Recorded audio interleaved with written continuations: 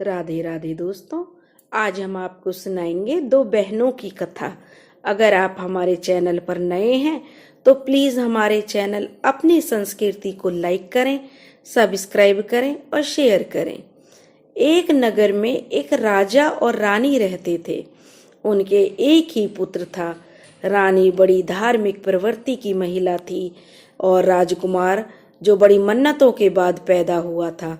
तो राजा और रानी उसे बड़े प्यार से पालते थे। अब धीरे धीरे राजकुमार बड़ा हो गया। राजा और रानी को उसकी शादी की चिंता सताने लगी। अब उन्होंने एक योग्य लड़की देखकर राजकुमार का विवाह कर दिया और उनका समय बड़ी खुशी से बीत रहा था। लेकिन कहते हैं ना, जो इस संसार में आया उसे एक दिन जाना ही है। इस तरह से राजा बीमार रहने लगा और वह भी परलोक सिधार गया। राजा के कुछ दिन बाद रानी भी परलोक सिधार गई। अब जो राजकुमार था वह राजा बन गया। अब जो रानी थी उसने भी एक सुंदर पुत्री को जन्म दिया। लड़की बहुत सुंदर थी, लेकिन कहते हैं ना कि ये तो जो मरण और जीवन तो भगवान के हाथ में है, इस पे किसी का जोर नहीं है। बच्ची को जन्म देते ही रानी भी परलोक सिधार गई। अब राजा बेचारा अकेला रह गया। अब उसने जो है लड़की की देखभाल करने लगा। 2-4 दिन 10 दिन तो बीत गए, लेकिन वो राजकाज संभाले या लड़की की देखभाल करे। तब राजा के जो मंत्रीगण थे उन्होंने राजा को समझाया कि महाराज, आप दूसरा विवाह कर लो, जिससे आपकी बेटी भी पल जाएगी। आपकी बेटी तो वैसे ही इतनी अभागी है, बेचारी के जन्म लेते ही उसकी मां स्वर्ग सिधार गई। इसलिए उस बेचारी का नाम उन्होंने दयावती रख दिया। अब राजा को उनकी उचित सलाह ली और राजा को सबकी सलाह अच्छी लगी। या रिश्तेदारों, घर परिवार ने सबने राजा को दूसरी शादी करने के लिए ही सलाह दी। अब राजा ने दूसरी शादी कर ली। दूसरी रानी घर में आ गई। दूसरी रानी घर में आ गई तो उसे पहली वाली जो दयावती थी वह बिल्कुल भी उसे नहीं भाती थी। वह उससे बहुत चिढ़ती थी। जो दयावती थी वह बहुत छोटी थी। उसे वह भूखा रखती, वह रोती रहती, लेकिन उस पर कोई ध्यान नहीं देती थी। जब राजा आ जाता तो उसके आगे वह उसे बहुत प्यार दिखाती। तो राजा समझता था कि मेरी बेटी की अच्छे से परवरिश हो रही है। अब जो दयावती 1 साल की हो गई थी तो उसके बाद उसके घर में एक और पुत्री का जन्म हुआ। उसके आने से पूरे नगर में मिठाइयां बटी, नाच गाना हुआ और उस लड़की का नाम सुखवती रख दिया। क्योंकि दयावती और सुखवती जो दूसरी बेटी थी उसका नाम सुखवती रख दिया। सबने कहा कि उसके आने से घर में खुशी का माहौल हो गया है। तो अब राजा की 2 बेटियां हो गई। दोनों में 1 साल का अंतर था। अब धीरे धीरे लड़कियां थोड़ी बड़ी हो गई। जो रानी थी वह अपनी बेटी को बहुत प्यार करती थी। उसका बचा कुचा जो बासी भोजन होता उसे वह दयावती को दे देती। दयावती बहुत ही होनहार लड़की थी। वह बहुत पूजा पाठ करती थी। बहुत जहां भी होता पूजा पाठ उसमें चली जाती, जिससे उसे बहुत मार पड़ती और बहुत डांट खानी पड़ती थी। लेकिन उसका जो मन पूजा पाठ में बहुत लगता था। रानी को इस बात से बहुत जलन होती थी कि यह तो बहुत पूजा पाठ करती है, क्योंकि दयावती जो थी वह सुखवती से ज्यादा सुंदर भी थी। उस चीज का भी रानी को जो बहुत जलन होती थी। अब रानी की जो बेटी थी वह तो विद्यालय में जाती थी पढ़ने के लिए, लेकिन जो सुखवती जाती थी, लेकिन जो दयावती थी उसको वह नहीं जाने देती थी। जब राजा ने कहा कि इसको भी विद्यालय में पढ़ने जाने दो, तो रानी ने कहा कि मेरी तबीयत खराब रहती है, यह तो बड़ी है, थोड़ा हाथ बटाएगी तो मेरा भी काम हो जाएगा। और राजा के जाने के बाद ही वह उससे घर का सारा काम कराती, उसे तरह तरह से दंड देती, मतलब उसको हर तरह से वह दुखी रखती। अब धीरे धीरे दोनों कन्याएं बड़ी होने लगी और विवाह योग्य हो गई। अब राजा भी जान चुका था कि जो रानी है वह दयावती को बिल्कुल पसंद नहीं करती, उसके साथ बहुत सौतेला व्यवहार करती है। अब रानी ने कहा कि इस दयावती की शादी कर दो, जिससे कि हमें इससे छुटकारा मिल जाए। राजा ने कहा कि ठीक है, शादी लायक तो मेरी बेटी हो गई है, लेकिन उचित वर देखकर ही तो शादी करूंगा। सही लड़का मुझे मिलने दो। इस पर रानी अनशन पार्टी लेकर पड़ गई और कहने लगी कि दुखवती जो दयावती है, इसने सारी जिंदगी में इसके नसीब में सुख नहीं होना चाहिए। यह सोचकर वह, क्योंकि वह तो उससे बहुत जलती थी, तो इसलिए उसने राजा से जिद कर ली, या तो इस लड़की का विवाह किसी गरीब घर में करो, नहीं तो मैं जहर खाकर अपनी जान दे दूंगी। अब राजा एक रानी को खो चुका था, वह दूसरी रानी को खोना नहीं चाहता था, इसलिए वह बहुत डर गया और उसने जो दयावती थी उसका विवाह एक भिखमंगे के साथ कर दिया और जो उसके साथ विदा होकर दयावती अपनी ससुराल आ गई। उधर जो उसकी अपनी बेटी सुखवती थी वह भी विवाह योग्य थी। तब रानी ने राजा से कहा कि इसकी शादी नगर के सबसे ऊंचे खानदान में होनी चाहिए। अब राजा ने जो उस नगर का सबसे अमीर और ऊंचा घर था उसमें सुखवती की शादी कर दी। दोनों बहनों एक ही नगर में रहती थीं, एक नगर के सबसे अमीर खानदान में और एक बेचारे भिखमंगे के घर में, जिसके घर में 2 वक्त का खाना भी नहीं था। जो सुखवती का घर वाला तो जो व्यापारी था, उसके घर में तो हर तरह की मौज थी, और जो दयावती था उसका पति भिखारी था और वह हाथ पैर से भी लाचार था, ऊपर से शराब पीता था, जो कि वह बीमार रहता था। अब दुखवती के बिचारी के दुखों का दिन शुरू हो गए, दयावती के दुखों के दिन शुरू हो गए। लोग उसे दुखवती के नाम से भी पुकारने लगे कि बेचारी ने जब से जन्म लिया है तब से दुख ही दुख देख रही है। अब वह बेचारी दूसरे के घरों में चौका बर्तन करती, क्योंकि उसको एक बेटा भी हो गया था और उसका पालन पोषण करती। उसका पति जो है चल बसा था। अब बेचारे घर में 2 ही माँ बेटे रह गए। एक दिन सुखवती ने सोचा कि चल के देखूं तो सही मेरी बहन दुखवती का क्या हाल है, क्योंकि अब तो उसका नाम दयावती से दुखवती हो गया था। शादी से पहले सब लोग दया करते थे, लेकिन शादी के बाद तो उसको दुखों का अंबार लग गया।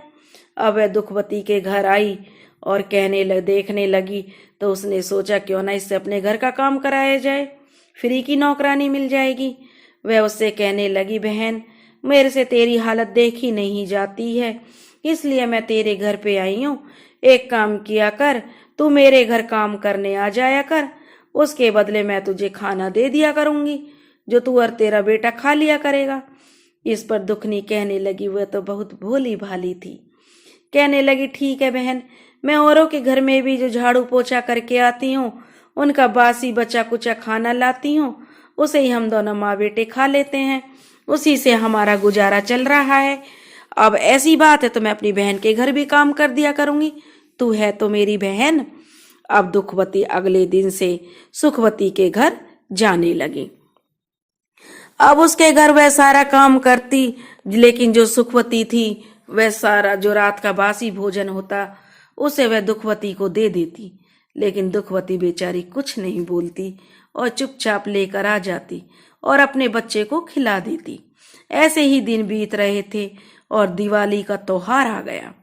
दिवाली का त्योहार आ गया तो जो छोटा बच्चा था उसने देखा अड़ोस पड़ोस में पकवान बन रहे हैं, तो उसकी इच्छा भी पकवान खाने की हुई। तो वह अपनी माँ से कहने लगा, माँ मुझे भी पकवान खाने हैं, दिवाली आ गई है, आज मैं बासी खाना नहीं खाऊंगा। तो उसकी माँ कहने लगी, बेटा मैं कहाँ से तेरे लिए पकवान लाऊंगी, हम तो बेचारे किस्मत के मारे हैं, जैसी भगवान की इच्छा है बेटा, कभी पकवान खाने लायक बनाएगा तो तुझे मैं जरूर पकवान बनाकर खिलाऊंगा। उस पर बेटा माँ से कहने लगा, माँ तुम मौसी के घर जाना और उनसे कहना कि या तो बने बनाए पकवान दे दे मेरे बेटे के लिए, नहीं तो थोड़ा सूखा अन्न दे दे, ताकि मैं घर जाके अपने बेटा के लिए पकवान बना सकूं। उसकी भोली बातों को सुनकर दुखवती को रोना आ गया। वह बोली, ठीक है बेटा। अब वह अपनी बहन के घर गई। बहन के घर गई, जाकर बोली, सारा काम कर दिया और बोली, बहन आज दीपावली का त्योहार है और मेरे बेटे ने इच्छा जताई कि आज वो पकवान खाएगा, तो तुम या तो मुझे थोड़ा सूखा अन्न दे दो, आटा दे दो, या फिर कुछ बने हुए पकवान दे दो। इतना ही कहना था कि सुखनी जो सुखवती थी उसने तो जो झाड़ू उठाई और दुखवती की पिटाई करनी स्टार्ट कर दी और उसे मारते मारते घर के बाहर तक ले आई। अब वह बेचारी आज तो उसे बासी खाना भी नहीं मिला था। रोती गिड़गिड़ाती अपने घर आ गई और घर क्या एक फूटी टूटी झोपड़ी थी, उसमें आकर बैठकर रोने लगी। अब रोने लगी, उसका बेटा आया और कहने लगा, माँ आज तो मौसी ने पकवान दिए होंगे। लेकिन वह बेटे से क्या कहती, अपने बेटे को गले से लगा के जोर जोर से रोने लगी और उसने सारी बात अपने बेटे को बता दी। उसका बेटा कहने लगा, नहीं माँ, मुझे कोई पकवान नहीं खाना है, तुम आराम करो। और दोनों माँ बेटे उस दिन दिवाली का त्योहार था, दोनों भूखे प्यासे सो गए। अगले दिन उठी तो उसकी ममता तड़पड़ा हो रही थी, उसकी ममता तड़फ रही थी, बुरी तरह तड़प रही थी कि मेरा बच्चा भूखा है और मैं इतनी लाचार हूं कि अपने बच्चे के लिए कुछ नहीं कर सकती। तभी उसने ठान लिया कि आज से मैं बहन के घर काम करने नहीं जाऊंगी, आज से मैं जंगल में जाऊंगी, उससे अच्छा तो जंगल से लकड़ियां लाकर बेच दूंगी, कम से कम मेरे घर का गुजारा तो होगा, मेरे बच्चे का पेट तो भरेगा। यह सोचकर वह जंगल में माता रानी का नाम लेके चल दी। उसने कहा कि दुख सुख तो जीवन का आधार है, ये तो जीवन में लगे रहेंगे, लेकिन मुझे हिम्मत नहीं हारनी चाहिए। और वह हिम्मत करके जंगल की तरफ बढ़ी। जैसे ही वह जंगल की तरफ जाने लगी तो चलते चलते काफी आगे निकल गई। तभी उसने देखा कि एक गाय ब्याने वाली थी, उसको प्रसव पीड़ा हो रही थी। तो गाय ने कहा, बहन तुम मेरी मदद कर दो, मुझे बड़ी पीड़ा हो रही है। तो वह गाय के पास जाकर उसकी कमर पर हाथ सहलाने लगी, जिससे गाय की प्रसव पीड़ा हो गई और गाय ने बछड़े को जन्म दिया। तो गाय ने उसे बड़ा आशीर्वाद दिया। वह गाय की मदद करके जैसे ही आगे चली तो उसे एक नागिन दिखाई दी। नागिन को देखकर दुखवती डर गई, लेकिन नागिन कहने लगी, बहन मैं बड़े कष्ट में हूं, यह कैंचुली मेरे ऊपर आई हुई है जिसकी वजह से मुझे बड़ी परेशानी हो रही है, तुम मुझे इस कैंचुली से बाहर आने में मदद कर दो। तो दुखवती ने डरते हुए कहा कि मैं तुम्हारी मदद तो कर दूंगी, लेकिन अगर तुमने मुझे डस लिया तो मेरा बेटा अकेला रह जाएगा जो कि भूखा प्यासा है। वह कहने लगी, नहीं, तुम मेरी मदद करोगी तो मैं तुम्हें क्यों डसूंगी। और उसने धीरे धीरे कैंचुली उतारने में नागिन की मदद कर दी।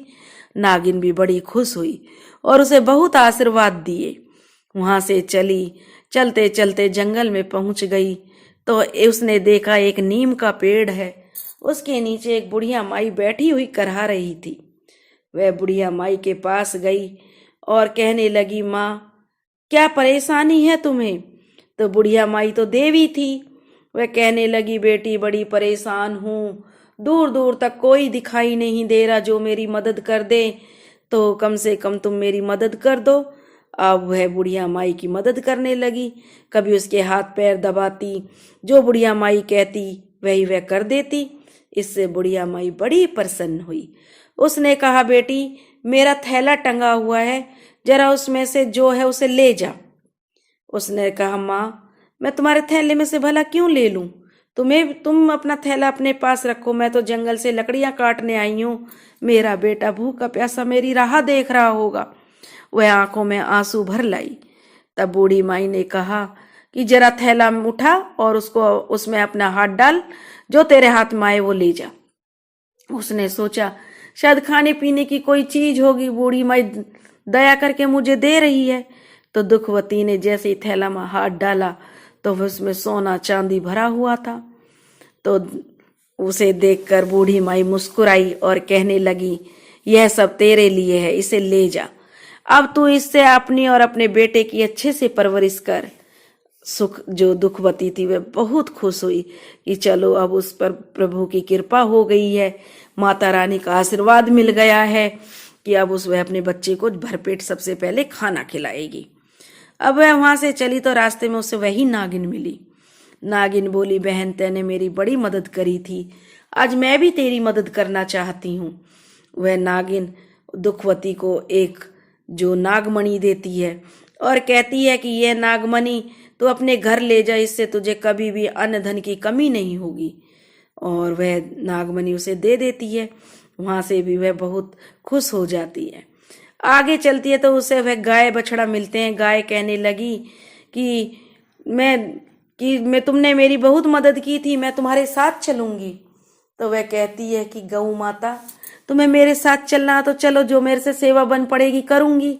गऊ माता कहने लगी कि नहीं, तूने मेरी मदद की, अब मैं तुम्हारी मदद करूंगी। मेरा दूध निकालना और अपने बेटे का भरण पोषण करना, उसे खूब ताकतवर बनाना।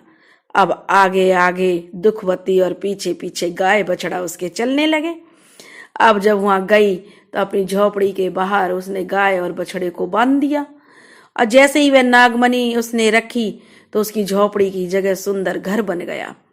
अब तो उसके घर में नौकर चाकर हो गए और सब जगह से मतलब बिल्कुल रानियों जैसे ठाट बाट हो गए। अब तो उसके घर में किसी चीज की कमी नहीं रही। उसका बेटा भी बिल्कुल राजकुमारों के जैसा हो गया। अब जो उसकी बहन थी सुखवती, वह सोचने लगी बहुत दिन हो गए हैं, क्यों ना बहन की खबर ली जाए, कैसे दिन कट रहे हैं। वह उसके जो मजे लेने के लिए वहां से चली कि जरा देखूं तो सही मेरे आगे कैसे गिड़गिड़ाएगी अपने दुखों को लेके। जब वह आई तो देखती है कि झोपड़ी की जगह तो इतना सुंदर घर है, उसके तो भौचक्की रह गई देखकर। तो वह अंदर गई और कहने लगी, फिर भी उसने देखा कि उसके तो बड़े अच्छे ठाट बाट हो गए हैं, लेकिन फिर भी वो है ना, घमंड तो उसके अंदर था ही। तो कहने लगी, दुखवती बहन, आजकल तो तुम काम करने ही नहीं आती हो, मैं तो रोज तुम्हारा इंतजार करती हूँ। इस पर दुखवती ने कहा कि एक काम कर बहन, तू मेरे ही घर झाड़ू पोछा कर जा। तू तो मुझे बासी खाना देती थी, लेकिन मैं तुझे ताजी बना के खाना दूंगी। अब यह बात उसको लग गई और वह तिलमिला उठी। वह अपने मुंह पर झूठी मुस्कान लाते हुए कहने लगी, अरे बहन, गुस्सा क्यों होती है? सच सच बता, कहाँ से इतना माल चुरा कर लाई है? इस पर जो दुखवती कहती है, मैं क्यों किसी का माल चुराऊंगी, मेरे पे तो प्रभु की कृपा हुई है। तो कहने लगी, सच सच बता, नहीं तो मैं राजा से शिकायत करके तुझे सूली पर चढ़वा दूंगी। अब जो दुखवती बेचारी भोली भाली तो थी ही, वह तो कुछ जाल छल तो वह जानती ही नहीं थी। तो उसने कहा कि जब तुमने मुझे मारा तो मैं जंगल में चली गई थी। वहां मुझे वह पूरी कहानी उसको बताती है सुखवती को कि कैसे मुझे गाय मिली, गाय ने मेरी मदद की, मुझे नागिन मिली, उसने मुझे नागमणि दी, और जो बुढ़िया माई मिली उसने मुझे बहुत सोना चांदी दिया। पूरी बात वह सुखवती को बता देती है। अब सुखवती के मन में तो लालच आ गया। अगले दिन उसने भी एक फटी सी साड़ी पहनी और गरीब औरत का भेष बनाया और चल दी जंगल में। जंगल में चली तो सामने उसे एक शेरनी दिखाई दी, जो दहाड़ रही थी, जिसे देखकर सुखवती डर गई और वहां से जान बचाकर भागी। अब वह आगे गई तो आगे उसे वही नागिन फुंकारती हुई नजर आई। वहां से भी वह जान बचाकर भागी।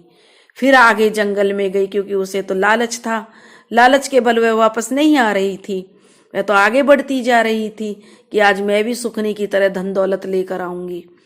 अब जो वह चली गई, दुखवती के दिन फिर गए तो मैं भी, मेरा नाम तो सुखीवती है ही, मुझे तो सुखी रहना है, और धन दौलत लाऊंगी तो और सुखी हो जाऊंगी। इसलिए वह चलते चलते उसी पेड़ के पास पहुंच गई जहां वह बूढ़ी माई बैठी हुई थी। क्योंकि बूढ़ी माई कोई और नहीं, साक्षात देवी थी। वो तो उनकी परीक्षा ले रही थी। उन्होंने जो सुखवती से कहा, अरे बेटी, इस जंगल में कोई दिखाई नहीं दे रहा, जरा एक घड़ा तो पकड़ा दे, मुझे बड़ी प्यास लगी है। तो वह दुत्कार कर बोली, मेरे पास इतना टाइम नहीं है जो मैं तुम्हें पानी पिलाऊं, मैं तो यहाँ अपने किसी काम से आई हूं। बेचारी बुढ़िया माई चुप बैठ गई। थोड़ी देर बाद बुढ़िया माई फिर बोली, अरे बेटा, मेरे सिर में जुएं देख दे, बड़ी खुजली हो रही है। वह कहने लगी, तुझे क्या मैं जुएं देखने वाली लग रही हूं, जो मैं तुम्हें जुएं देखूं या तुम्हारी नौकर हूं? इस तरीके से वह उस बुढ़िया को डपट देती है। अब बुढ़िया माई सब समझ जाते, क्योंकि वो तो साक्षात देवी थी। प्रभु की माया को कौन नहीं जानता, भगवान तो जानते ही हैं कि किसके मन में क्या है। तो वह बुढ़िया माई कहती है कि जरा देख, मेरा थैला टंगा, तुझे जो चाहिए इसमें से ले जा। अब उससे दुखवती की बात याद आती है कि कैसे बुढ़िया माई ने उसे थैला में से धन ले जाने के लिए बोला था। तो वह बड़ी खुश हुई और झपट कर थैले पर पड़ी और ना तो उसने बुढ़िया माई को पानी पिलाया, ना उसकी सेवा करी। झपट कर जब थैले पे पड़ी तो उसने जैसे ही हाथ दिया थैले के अंदर, तो उसमें जो बहुत सारे कीड़े मकोड़े थे जो उसके हाथों पर चिपक गए। अब वह चिल्लाने लगी कि यह क्या, तुमने मेरी बहन को तो इतना धन दिया और मेरे साथ ये कीड़े मकोड़े दे दिए। तो इससे वो बुढ़िया माई एक छड़ी उठाती है और उसकी खूब पिटाई करती है और कहती है कि तेरी बहन तो सत की है, वह तो परम भक्त है, भगवान की परम भक्त है, बड़ी भोली भाली दिल की, बड़ी सच्ची है, और तू इतना कुछ होते हुए भी लालच के बल उसे नीचा दिखाने के लिए आई है। और बुढ़िया माई उसे मारते मारते जंगल से बाहर ले आती है। तो अब उसको अपनी करनी का जो अब तक उन्होंने दुखवती के साथ किया था उसका एहसास होता है। वह सीधी वहां से दुखवती के पास जाती है और उसके पैरों में गिरकर माफी मांगने लगती है कि बहन, बचपन से लेके आज तक हमने तुम्हारे साथ बहुत बुरा किया था, तो हमें माफ कर दे। दुखनी तो दिल की इतनी अच्छी थी, उसे उठाकर अपने सीने से लगा लेती है और अपनी बहन को माफ कर देती है। उधर जो रानी थी, राजा रानी भी बुढ़े हो गए थे, तो रानी थी उसकी भी आंखों की रोशनी चली गई। वह भी पछताती है कि उसने शायद अपनी सौतेली बेटी के साथ इतना बुरा व्यवहार किया जिसकी सजा वह भुगत रही थी। तो दोस्तों